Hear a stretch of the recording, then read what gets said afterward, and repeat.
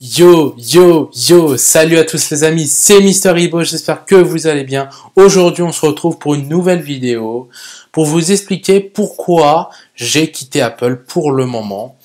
Parce qu'il y en a beaucoup qui m'ont posé la question, donc vous allez savoir tout de suite la réponse après l'introduction. C'est parti.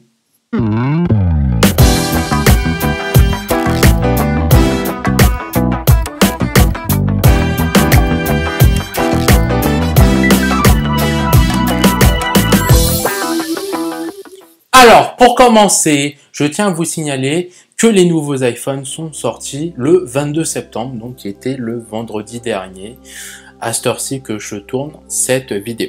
Alors, ils ont présenté trois iPhones, dont l'un qui s'appelle l'iPhone 8, et l'autre qui s'appelle l'iPhone 8 Plus, et l'autre qui s'appelle l'iPhone 10. Alors, j'ai vu un petit peu la conférence, on va pas se le mentir, je l'ai vu entièrement sur 01net TV, donc c'est une très bonne, des très bons journalistes au passage. Tim Cook a présenté ces trois iPhones. Donc l'iPhone 8, alors je m'attendais à un iPhone 8. Bon, je m'attendais pas vraiment à quelque chose de révolutionnaire vu que c'est dans la gamme S entre guillemets. Donc c'était pas vraiment prévu que je m'achète l'iPhone 8. Par contre, je voulais m'acheter l'iPhone 10 qui fête ses 10 ans. Bon, mais tout d'abord, on va parler de l'iPhone 8. Alors l'iPhone 8, qu'est-ce qu'il a eu de nouveau comparé à l'iPhone 7? Toujours pas de port jack. Toujours du IP67. Toujours du 12 mégapixels. Qu'est-ce qui a changé à part la recharge induction et la réalité augmentée?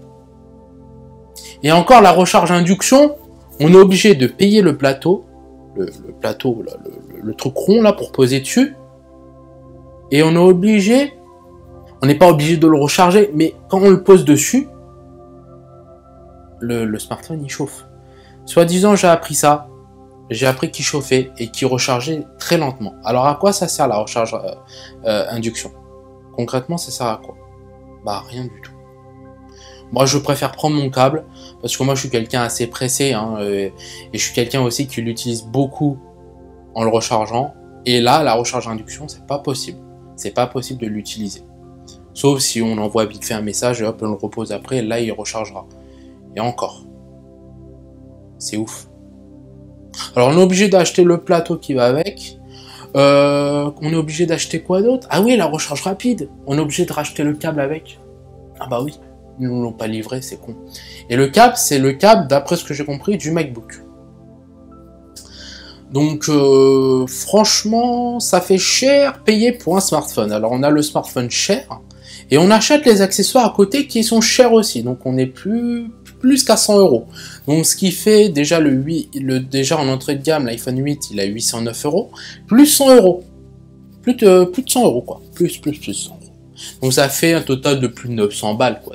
C'est abusé. Pour un smartphone, Apple, ils auraient pu quand même livrer ce qu'ils devaient livrer avec.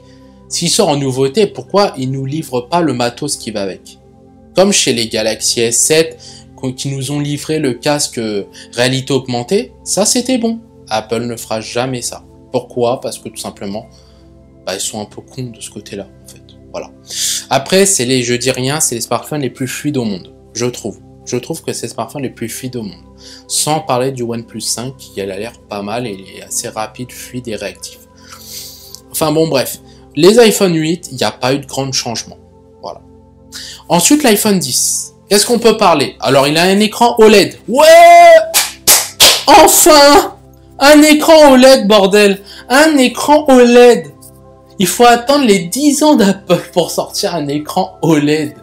Ça veut dire, pour fêter les 20 ans, qu'est-ce qu'ils vont sortir d'autre, sérieux? Un écran Super AMOLED? Arrêtez! J'ai un Galaxy A5 aujourd'hui, 2017, avec un écran,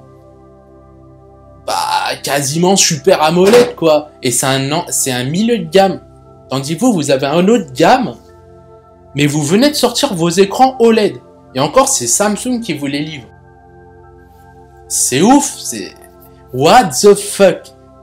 Alors, je voulais me l'acheter. Alors, moi, je trouve déjà que L'iPhone 10 est cher, parce que je vous ai pas dit le prix, il coûte plus de 1100 €.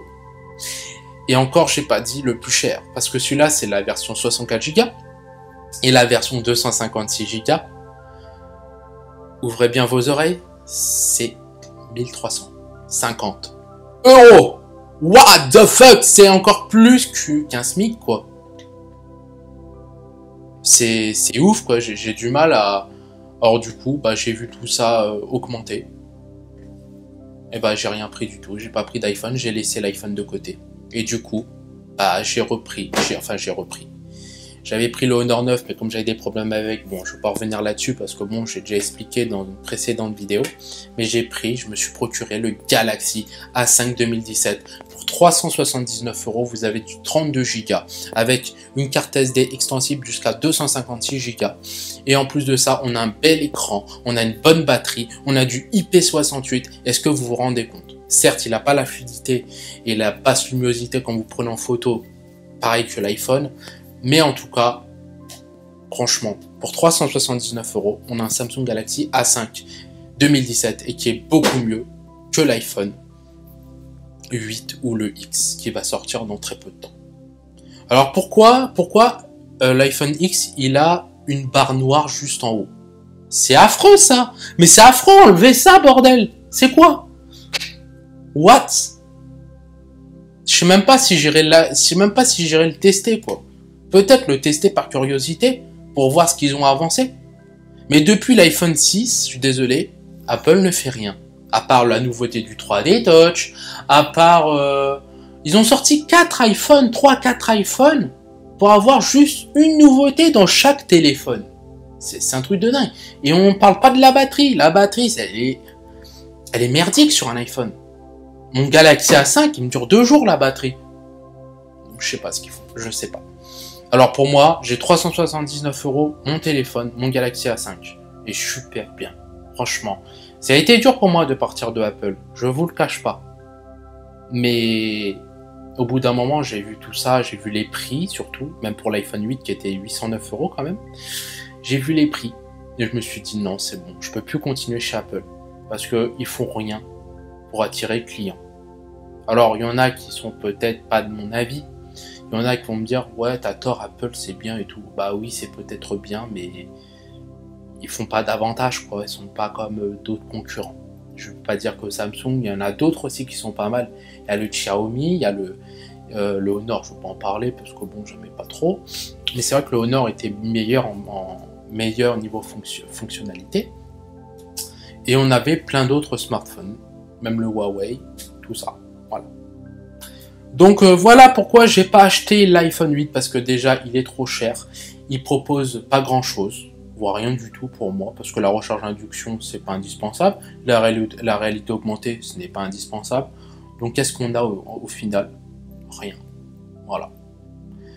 Et en plus de ça ils ont enlevé le port jack depuis l'iPhone 7, donc depuis l'iPhone 7 a été sorti j'ai été déçu. Parce qu'ils ont enlevé le port jack et moi je suis un mordu du port jack parce que je suis quelqu'un qui écoute beaucoup de la musique et qui recharge son téléphone en même temps. Et puis bah, j'appelle et puis je recharge en même temps et je branche mes écouteurs quoi. Mais je peux pas le faire sur l'iPhone 7 tandis que sur mon Galaxy A5 2017 je peux le faire. Voilà. Voilà pourquoi j'ai lâché Apple. Mais attention, Apple je l'ai pas lâché entièrement. Si par exemple il me propose un iPhone qui a beaucoup plus d'avantages, c'est une grande révolution. Peut-être que je franchirai le pas chez Apple. Encore une fois, j'ai pas quitté Apple définitivement. J'ai toujours dans la tête, parce que ça fait longtemps que je l'ai, hein, ça fait longtemps que j'ai un iPhone. Mais aujourd'hui, un iPhone me convient pas, parce que ils font rien pour se bouger le cul. Voilà, tout simplement. Donc voilà, c'est à peu près tout ce que je voulais vous dire les amis. En tout cas, je vous ferai le test du Galaxy A5 2017. Je ferai peut-être mes premières impressions du Galaxy A5 2017. Donc soyez bien au rendez-vous. Et n'oubliez pas surtout de vous abonner pour bien recevoir toutes mes nouvelles vidéos et d'appuyer sur la petite cloche. Et dès que j'envoie une vidéo, bah, je vous la partage. Voilà, voilà les amis, donc encore une fois, il y en aura peut-être qui seront contre moi, il y en aura peut-être qui sont pour. Alors, ceux qui sont contre, bien sûr, il n'y a pas de problème. Les commentaires sont là, on en discute. Ceux qui sont pour, bah tant mieux, comme ça vous êtes avec moi. Et ça me fait plaisir. Voilà, donc aujourd'hui j'ai un Galaxy A5 qui s'est allumé d'ailleurs, il me convient super bien. Voilà, donc là il est juste ici, il est beau avec le verre trempé, ça fait trop stylé. Donc les amis, maintenant vous savez pourquoi je suis passé de Apple de chez Samsung. Et puis voilà, donc je vous souhaite une bonne soirée, n'oubliez pas encore de vous abonner à la chaîne YouTube. C'était Mystery Boss, passez une bonne soirée. Allez, ciao.